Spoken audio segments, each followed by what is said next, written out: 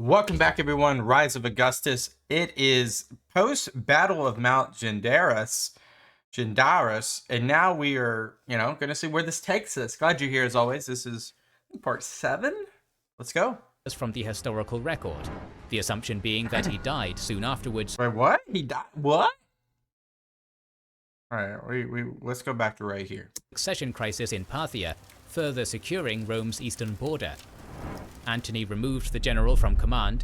Oh yeah, he's jealous. And Ventidius returned to Rome a hero, becoming the first Roman to be awarded a triumph for a victory over the Parthians. That's what we wanted to hear. That's what we wanted to hear right there. Ventidius then disappears from the historical record, the assumption being that he died soon afterwards, though whether by natural causes or not is unknown. Well, what do you guys think? I know this is a very nuanced part of history, but what do you guys think happened there?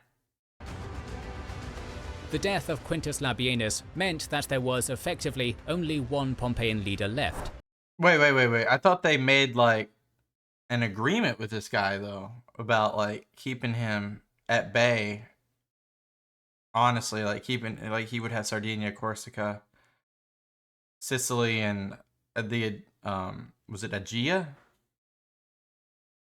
Sextus Pompey. And while Ventidius had been securing the east, the peace that had been agreed at Misenum had frayed quickly. While Antony was in Athens, Sextus had requested control of the province of Achaia as agreed. Yeah, as agreed. In return, Antony demanded the tax revenue of the province in order to fund his Parthian campaign, a demand that Sextus refused. To make matters worse for Sextus, one of his generals and governors, Menas, had defected to Octavian, handing over control of Sardinia and 3 legions. Oh, y'all did him dirty. Y'all did Pompey dirty. In response, Sextus had once again sent out his fleet to pirate the Mediterranean, and by the start of 38 BC. And like, to be quite frankly here, what else could he have done? I mean, you put him in a corner. BC, the peace was in tatters. War, once again, loomed on the horizon. Gotta have war. War's good for business. Octavian likely had been actively looking for reasons to undermine the peace treaty and declare war on Sextus. Antony's extortion of Sextus's provinces and the defection of Menas to Octavian had certainly been significant factors, but more importantly, Octavian's forces had also captured pirates around the Mediterranean who Octavian proclaimed were in service to Sextus, despite Sextus denying this. To add personal insult to this, Octavian divorced Scribonia, the daughter of Sextus's brother-in-law. Even more egregiously, Octavian had declared this divorce in October 39 BC, immediately after Scribonia gave birth to his only natural child, Julia. In all likelihood, Octavian had used the Pact of Misenum merely to buy time to consolidate his position until he was ready. By the spring of 38 BC, his forces were amassed, though the precise numbers for this time are unclear. Almost non-stop war had drained Italy of its manpower, but soldiers had been raised from provinces in Illyria, Gaul, and Hispania. Octavian would have had approximately 25 legions under his command. That's a ton. Though how many he had immediate access to is unknown. His fleet size is also hard to know, though it must have been large enough for Octavian to feel confident to challenge Sextus, so perhaps 150 to 200 warships would be a reasonable estimate. Octavian split this force into 2 parts, planning to attack Sicily from 2 fronts. The first, sailing from Etruria, would be commanded by the defector Menas and Calvisius Sabinus, an officer who had served competently under Caesar's command during the Pharsalus campaign. The second, leaving from Tarentum, would be commanded by Octavian himself. The army, meanwhile, would march down to Rhegium in preparation to be transported across to Sicily once the Pompeian fleet had been annihilated. So they're not even messing around, they're going straight to Sicily. Upon hearing of these movements, Sextus similarly divided his navy into 2, commanding one portion in Messana, awaiting Octavian's arrival, while sending a second portion under his freedman Menecrates to confront Menas and Calvisius. Menecrates' fleet came upon the Etrurian fleet at night near Cumae. However, neither side wished to risk a dangerous night battle, so Menes and Calvius retreated into the bay. When morning broke, they drew their fleet up in a defensive crescent formation, with Menes commanding the left and Calvisius the right, positioning themselves as close to the shore as possible so that Menecrates' ships would not be able to break through their line. Menecrates exploited this, attacking across the line and pushing Octavian's fleet back, where many of their ships were either beached or caught on rocks and rendered immobile. Smart. I think we had a similar engagement like this in the first Punic War. Menecrates, with the advantage of the open sea at his back, was able to continually cycle fresh ships into the fight, while much of the Caesarian fleet was effectively stranded. In Appian's words, it was as if Menes and Calvius' men were like land forces contending against sea forces. Land forces, wait. I guess that just means ducks in the water. As the battle raged, Menecrates caught sight of Menes' ship and ordered his vessel to attack. The two ships rammed into each other and grapples were thrown, binding the two ships together, with fierce fighting breaking out on the decks. Uh-oh. Menes' ship was slightly taller than Menecrates', so his men had a slight advantage, as arrows, stones and javelins flew between the two crews. During the fighting, both commanders were wounded. Menes was shot through the arm with an arrow, and Menecrates took a javelin to the thigh. The latter was rendered unable to fight, but continued to urge his men on. Despite it's a deadly blow to the thigh. their brave fighting, however, Menes' men gradually got the upper hand, and rather than be taken captive, Menecrates flung himself into the sea and drowned. Okay, that's gotta be probably one of the worst ways to die, is drowning. I understand a lot of these people having someone like cut them down or them cutting themselves down, but to drown yourself is insane. Calvisius, keen to capitalize on this success, moved his ship and a few others to Menes' flank, managing to cut off part of the Pompeian ships there and forcing them to retreat, with Calvisius in pursuit. Nonetheless, the move had weakened the Caesarian right, and many were destroyed or burnt on the rocks, the remnants only being saved by the return of Calvisius' ships. The battle ended as night fell. The Caesarians had had the worst of the fighting, losing far more vessels than the Pompeians. Very much a Pyrrhic victory. Nevertheless, with the death of Menecrates, the Pompeians had lost one of their most talented naval commanders, and the fleet, now under the command of Menecrates' lieutenant Demochares, retreated to Sicily. The Caesarians cautiously maintained their position, but once they had become certain that the Pompeian fleet had left, began repairs on their ships in preparation for uniting with Octavian around Rhegium. Octavian had by now already reached Rhegium. Hearing that Sextus only had 40 ships in Messana, his generals urged him to attack immediately. However, not knowing of the events at Cumae, Octavian insisted on waiting for Calvisius and Menes. It proved a serious blunder, as the time he spent waiting if you don't know, you don't know. allowed Demochares to return to Sicily successfully and reunite with Sextus. When news of the battle did reach Octavian, he decided to sail through the straits to meet the other portion of his fleet. As he did, however, his fleet was harassed by Sextus' ships that attacked along various points of the line. Octavian, either reluctant to fight in the straits or determined not to give battle without reinforcements, ordered his ships to continue without engaging. Without engaging? Not even defending? And several were cut off and destroyed. Wow. Some of his captains disobeyed the orders, turning to meet the Pompeians, one even successfully taking the flagship of Demochares, though the Pompeian managed to escape. Wow. Calvisius' fleet also arrived on the scene, but night soon fell, ending any fighting. So now you got a bunch of ships in the strait. Who knows what's going to happen? Are they just going to go to the land in the night? Or are they going to wait till the next day?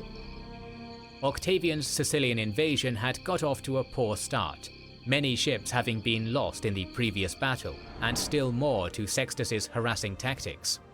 Attempting to consolidate his forces, Octavian drew Calvisius' fleet up in a defensive formation, while he pulled his vessels close to the shore to conduct repairs. Disaster struck yet again, however, when a massive storm swept through. The Pompeian ships, which had managed to make it into Sicilian harbours, were safe, while Octavian's, close to the coast, were dashed against rocks. The notoriously treacherous waters of the straits crashed his ships into one another, with the The monstrous wait, what? I hate when I've never seen a word before like this. Charibice. We'll just say Charibice. We'll just say the D is silent.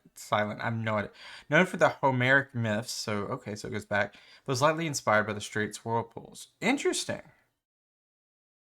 Miss whirlpools drowning many who fell into the sea. Charybdis. Only Menace's squadron, which had the foresight to put out to open what?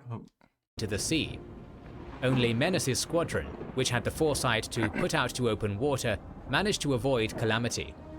It was a scene of utter carnage, with the cries of men thrown overboard lasting throughout the night and crushing his men's morale. Dang, that was a violent storm. By the time the storm finally broke, most of Octavian's fleet, including the sailors, had been lost. Dang!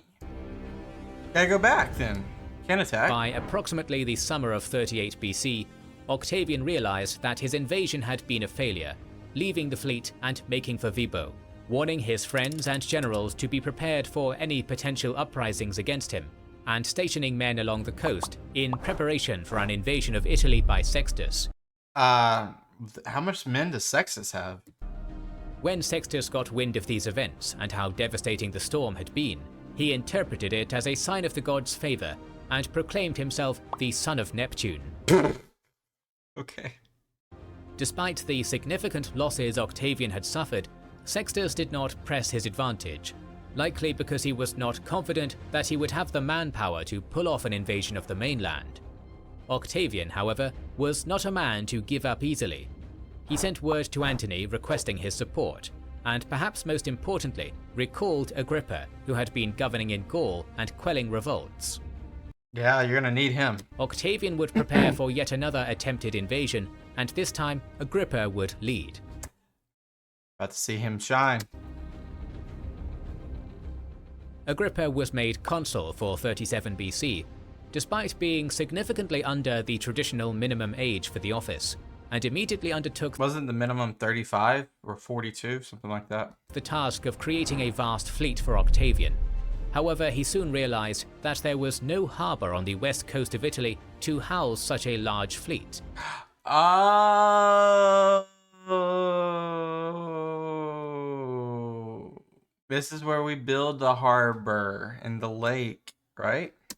More importantly, he would need a port where the ships could be constructed secretively, free from attacks by Sextus's forces. Undeterred, Agrippa began the construction of one of the Roman Republic's greatest engineering achievements, the Portus Julius. Agrippa knew that Lake Averno would be hidden from any ships sailing the coast, so he planned for this to be the base of his harbor, linking Lake Averno to Lake Lucrino with a canal, and from Lucrino to the sea with a second canal. The harbor he built would prove to be large enough to hold the whole fleet and conduct training maneuvers. Combined with a large tunnel that led to the port from Cumae, the Portus Julius could build ships, train sailors, and supply without any risk of detection from the sea. So, this is the military-industrial complex of Rome right here. It was a marvel of logistics and engineering, the ruins of which can still be seen under the waters today. Yeah, and I think we've seen some of that a long time ago in some videos. Octavian's position improved further in the spring of 37 BC, when Antony arrived in Tarentum with 300 ships to assist in the invasion, and messages were sent to Lepidus in Africa to prepare his forces for the attack. This is all hands on deck. Octavian was not ready yet though, as many of his ships were still under construction. Antony, who was organizing his Parthian campaign, was frustrated at this delay, but persisted, hoping that Octavian would repay the favor by assisting whenever Antony's invasion of Parthia began.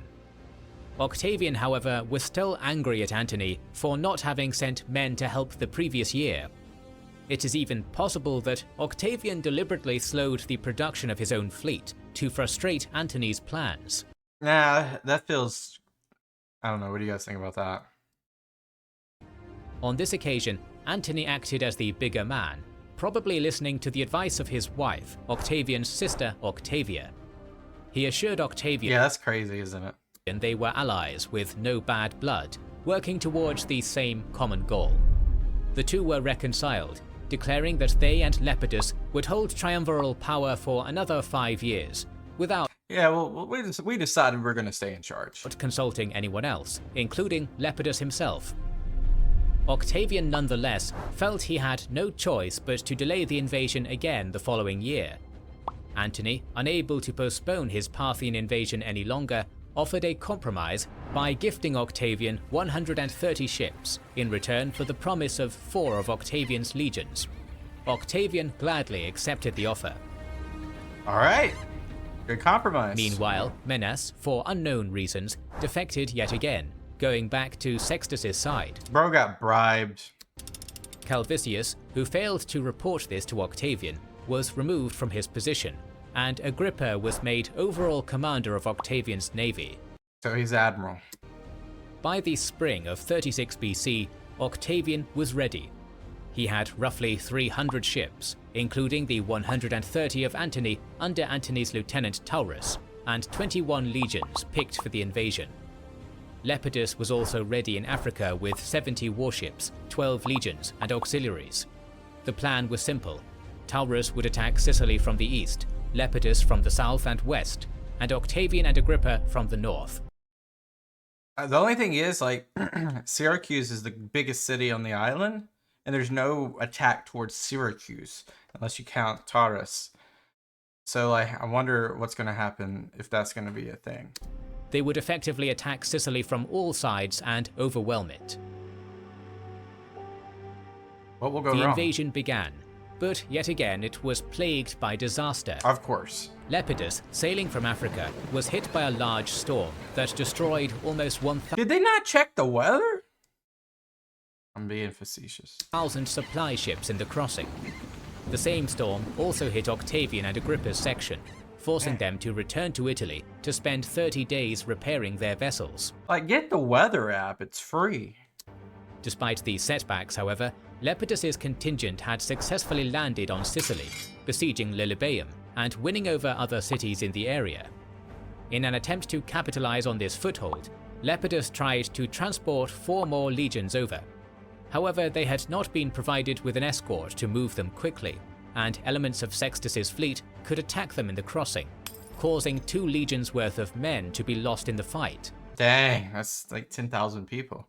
And by the way, I'm underestimating Sextus Pompey's like land ability, by the way. I think that he's going to be okay at sea, but I just feel like he's going to get crushed on land. Nevertheless, Sextus still acted cautiously, keeping his fleet safe in port, and sending a relief force to Lilybaeum. Okay. This lack of offensive action caused Menas to, once more, change sides. Bro, you can't come back. Nah, throw you in the sea. Do you actually sell out your boy, sell out Sextus Pompey, then we're going to throw you in the sea. Defecting back to Octavian, who readily accepted him, but ordered him to be watched closely and only hold limited command. When Octavian sailed his portion of the fleet to the Aeolian Islands and still got no response from Sextus, it encouraged him to be even more aggressive. Leaving Agrippa in command of the fleet, he returned to Italy to take 3 legions to Taurus in Tarentum, intending to lead Taurus's force personally to attack from the east. All right. At the same time, Agrippa would continue attacking Sicily from the north. Agrippa left around 50 ships in port at Hiera and sailed with perhaps 100 ships to Mille, where he had learned that Demochares was stationed with 40 ships, hoping to win a quick and easy victory. Sextus, meanwhile, heard of this movement and sailed personally to Demochares' position with a further 115 ships. When Agrippa realized he was now facing almost all of the Pompeian navy, Yeah, that's... maybe you don't engage? he immediately sent word back to Hiera to bring up the rest of his ships as quickly as they could and drew up his fleet for battle. Sextus chose not to command the battle personally, instead observing from the shoreline. Wow. You know what that reminds me of? That reminds me of Xerxes. Isn't that Xerxes that was watching from the shore? I think so. And assigning command to his lieutenant, Papias. The Pompeian fleet was slightly larger, and with years of naval experience, were the better sailors, sailing in slightly smaller and faster ships, prioritizing naval skill, and trained to disable enemy vessels. On the other hand, Agrippa's fleet had heavier and slower ships, built primarily for boarding enemy ships, to better utilize the Caesarian advantage in more experienced infantry. On top of this, the greater size of Agrippa's ships meant that his missile troops on the ship's towers would have a slight height advantage. The battle commenced, the Pompeian ships using their greater maneuverability to destroy the Caesarian oars, aiming to isolate individual ships or small groups of the enemy to take them out of the battle. Pompeian ships that got too close were quickly grappled by the Caesarians. Dang! And pulled closer. The Caesarians, from their higher decks and towers, showered the Pompeians with arrows and javelins before boarding, many Pompeians abandoning their ships. This is, I keep referencing the Punic War, but this feels so similar to how Carthage just got outmatched once Rome started to adapt. And jumping overboard. During the course of the battle, Agrippa located Papias's ship and engaged it with his own, shattering the hull with the initial ram. Papias was able to escape to another ship nearby and re-engaged. Still, Sextus from the shore realized that the battle was going poorly, and seeing Agrippa's reinforcements approaching on the horizon, ordered a withdrawal. The Pompeian ships were able to execute a well-ordered withdrawal to nearby shoals, where Agrippa's heavier and larger vessels would not be able to pursue them. Initially, Agrippa planned to blockade the fleet to keep them pinned, but convinced by his captains that he should not risk losing his victory to a storm, he agreed to withdraw. It had nonetheless been an overwhelming victory for the Caesarians. And this is going to compound because now they have fewer ships to break off future, invasions and embarkments. Agrippa losing just 5 ships and managing to capture or destroy 30. After numerous disastrous setbacks, Octavian's invasion of Sicily finally had its first significant success under Agrippa. Lepidus's siege of Lilybaeum was still ongoing, and the capture of some smaller towns in the area had given him a foothold in western Sicily. Hearing of Agrippa's success, Octavian was eager to capitalize on it and secure a similar base in the east, sailing with 3 legions and the rest of the navy, and landing around Tauromenium. Sextus, however, was a shrewd commander, and not to be underestimated, leaving That's what I'm doing, I'm underestimating him. A small portion of his fleet at Mylae to give the impression that the harbour was still full. Sextus sailed with most of his ships under the cover of darkness towards Tauromenium. Octavian would soon find himself almost completely surrounded and fighting for his life. Uh-oh. Agrippa's victory had been well earned, and he managed to take advantage of the situation by landing a portion of his forces in the north of Sicily around Tyndaris. Though he had not been able to cripple the Pompeian navy, most of the surviving vessels had managed to slip past Agrippa's force and rejoin Sextus. Octavian, meanwhile, was attempting to capitalize on Agrippa's victory and led his portion of the army and fleet, totaling 3 legions and perhaps 150 ships, to the west of Sicily, landing around Tauromenium in the early summer of 36 BC. He had underestimated Sextus. As his men began to fortify their camp, they saw the Pompeian fleet closing in, while the Pompeian army advanced parallel along the coast.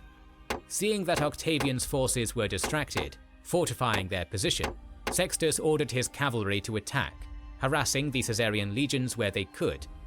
Still, Octavian's men were able to fend off the attacks and complete their defenses. Nevertheless, Octavian was in a bad position. Yeah, I mean, my goodness, this is a bad position. With his land forces surrounded in their fort, his navy blockaded, and his supply line to the Italian mainland cut off. Recognizing that the situation would be unwinnable without a secure supply line, Octavian assigned Cornificius, a man who had distinguished himself under Caesar, as commander of the land forces. At the same time, Octavian took control of the ships. I'm guessing there's a bunch of people that went with him.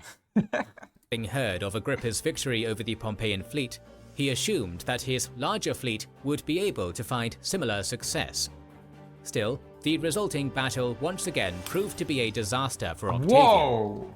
The extant sources do not give a detailed account of the battle itself, but they report that Octavian lost many ships, many of the sailors who abandoned ships and made it to shore getting cut down by the Pompeian cavalry. Okay, I'm guessing Octavian is on those ships that snuck by, and Cornificius is surrounded. Octavian barely escaped with his life, and rather than retreating to his legions on Sicily, was forced back to the Italian mainland. He desperately sent messages to Agrippa, requesting all his forces to move as quickly as possible to Cornificius's position, and ordered another 3 legions to cross the straits from Italy to Sicily, planning to follow shortly after. Effectively abandoned in Sicily, Cornificius realized just how dire his situation was. With the supply line cut, it was only a matter of time before he and his men were starved out of their position. He drew his men up for battle, but the Pompeians refused the engagement. With few other options available, Octavian's general prepared his men to fight north towards Agrippa's men. The legions marched in a hollow square, with the unarmed and wounded men in the center. And whenever you're fighting in a square, you're usually outmatched. And were constantly harassed by missile and light cavalry troops, That's including some of the renowned Numidian light cavalry that had sided with Sextus. Broken terrain and constant Pompeian attacks made their march painfully slow. To make things worse, the army had also moved with very few supplies, and the combination of the summer heat and harassing tactics from Sextus's men made it almost impossible for the men to find water. Cornificius was eventually forced to abandon his wounded men to make a better pace. After 5 days of dehydration and constant harassment, Cornificius's men were at their breaking point and in no fit shape to fight. Like there's nobody coming. Sextus's men began to close in to deal the final blow, but suddenly 3 of Agrippa's legions, under the command of one of his lieutenants, emerged. The Pompeian force retreated in the face of these reinforcements, and the remnants of Cornificius's troops were finally able to ensure Agrippa's camp's safety around Mille. Dang, now you're in trouble, Pompey. Agrippa successfully managed to take the stronghold of Tyndaris in the meantime, and Octavian rejoined him here, bringing more legions from the Italian mainland. In total, he now had a staggering 21 legions in Sicily, not including the forces under Lepidus. In the face of such opposition, Sextus was forced to retreat to the Pelorus Peninsula. Lepidus's operations around Lilybaeum. And just like I said before, I understand like the proximity and like the stronghold position of Messana and around there, but it's interesting to me that Syracuse is either pale compared to its previous self, or it's just not as important anymore. Had been largely successful, but he had failed to take the city itself, and a reinforcing force sent by Sextus made him give up the endeavor. What? Rather than tying up his legions in a prolonged siege, he marched across the island to Octavian and Agrippa. Probably the best, then. From this point, the Pompeians' fate was effectively sealed. The Caesarians had an overwhelming numerical superiority on land and at sea. Sextus was effectively pinned in the peninsula, with Messana as his last significant holdout in that just switched. the island's east. Initially, Octavian and Agrippa planned to starve Sextus into submission. Still, Lepidus had become an increasing problem, constantly arguing with Octavian and insisting that he should have just as much command as Octavian. He was not wrong. Politically, Octavian was in a dangerous position. Lepidus so far had reasonable success in Sicily, while Octavian's forces had suffered numerous setbacks. As a result, there was a real threat that Lepidus would be able to supplant Octavian as the joint most powerful man in Rome. Rumors had even circulated that Lepidus was in secret communication with Sextus. Octavian no longer had the time to defeat Sextus at his leisure. He needed a decisive victory to crush Sextus and establish himself as the undisputed victor over Lepidus. So crazy how these individuals are competing for fame, similar to how we saw with Antony and Vitidius. Or Ventidius. In order to achieve this, Octavian and Agrippa began increasing the amount of pressure on Sextus's position, Octavian taking any towns that continued to supply the Pompeians, while Agrippa maintained a blockade at sea.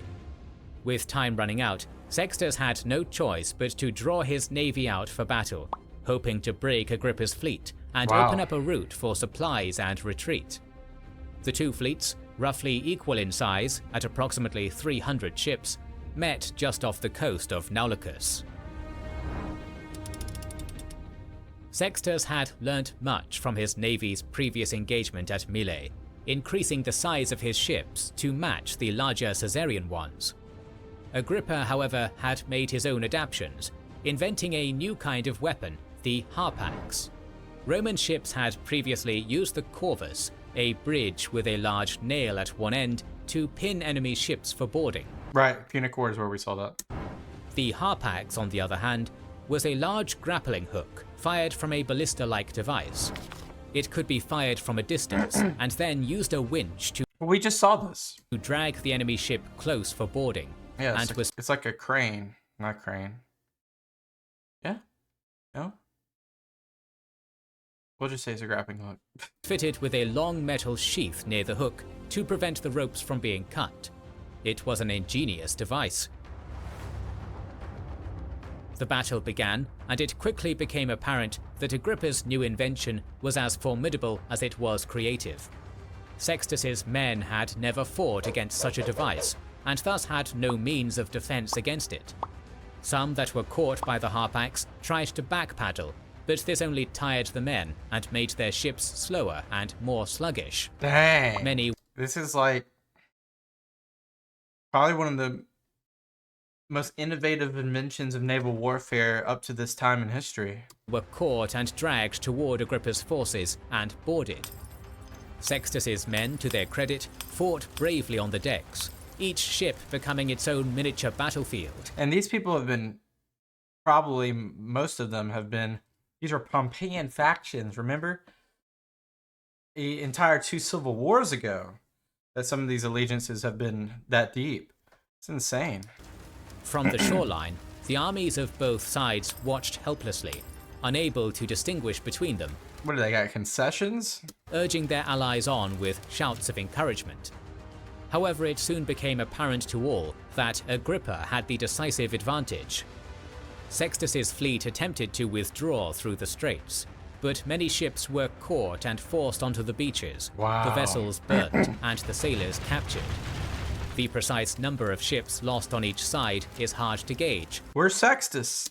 Though Appian claims that only 17 of Sextus's ships escaped, Sextus among them, with Agrippa's men successfully capturing or burning the vast majority of the Pompeian fleet, mainly thanks to the harpax.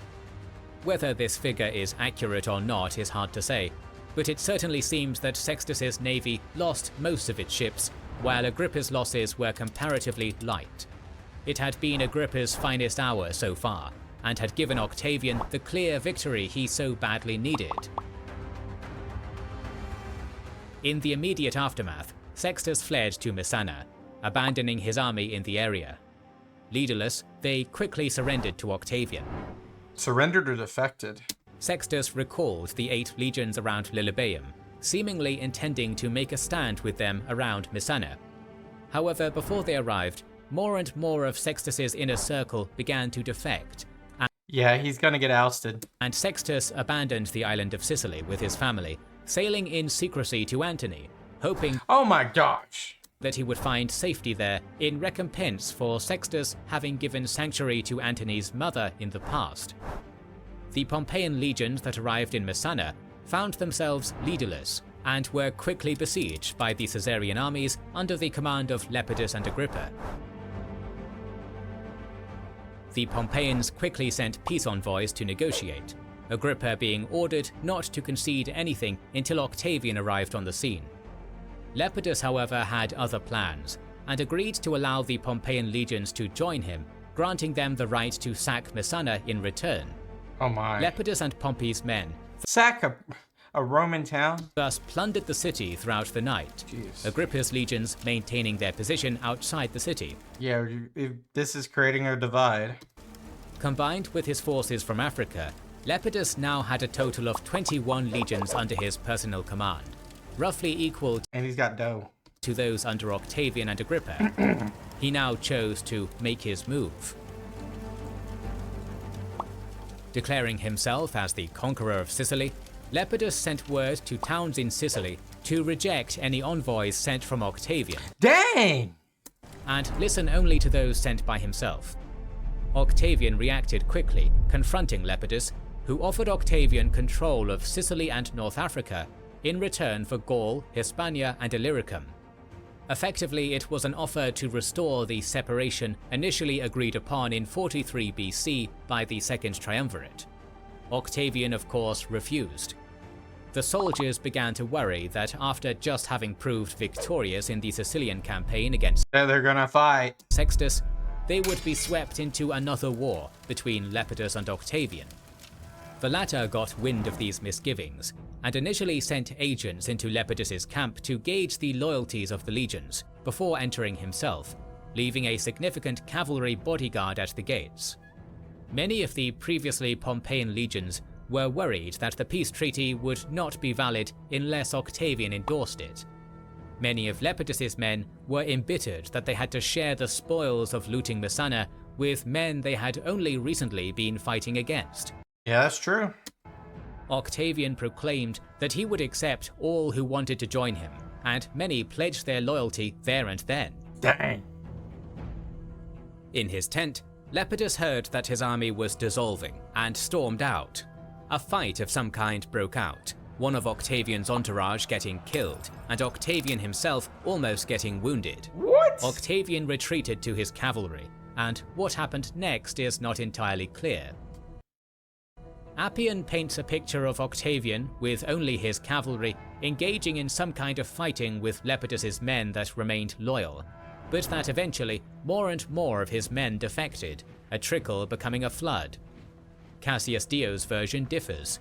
According to his account, after entering Lepidus's camp, Octavian was soundly rebuffed by the men and resorted to besieging the camp, Lepidus's men defecting throughout the course of the siege as the only practical option, despite having high respect for Lepidus. Effectively, one version has Octavian's power of personality convincing droves of men to his side, with an incompetent Lepidus being unaware of what was going on and losing almost all his legions after a short scuffle with Octavian, while the other has Octavian needing to effectively force Lepidus's men to join him through the threat of siege. What do you guys think? Octavian, a master propagandist, managed to heavily control the narrative following the end of the Civil War. Such discrepancies are relatively common, and there is often bias in favor of Octavian and against his enemies. The consensus of modern historians is that the most likely course of events was somewhere in the middle. Octavian marched into the camp with his bodyguard, managing to win over some men, but the majority stayed loyal to Lepidus. As a result, Octavian used force to threaten the loyalists to join his side. The end result, however, is clear. The entirety of Lepidus's army, all 21 legions, passed over to Octavian's command. Lepidus had to have some breaking points there then, like, unless he was just completely on an island.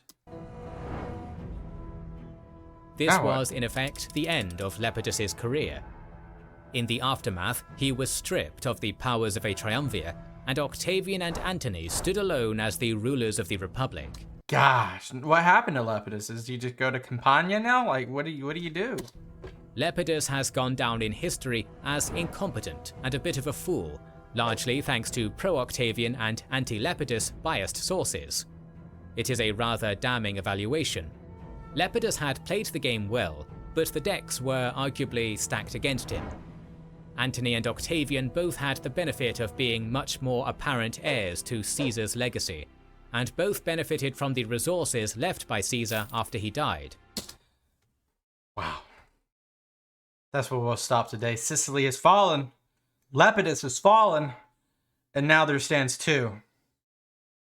A two-sided empire. And you look at this map and you think the Blues obviously got the advantage.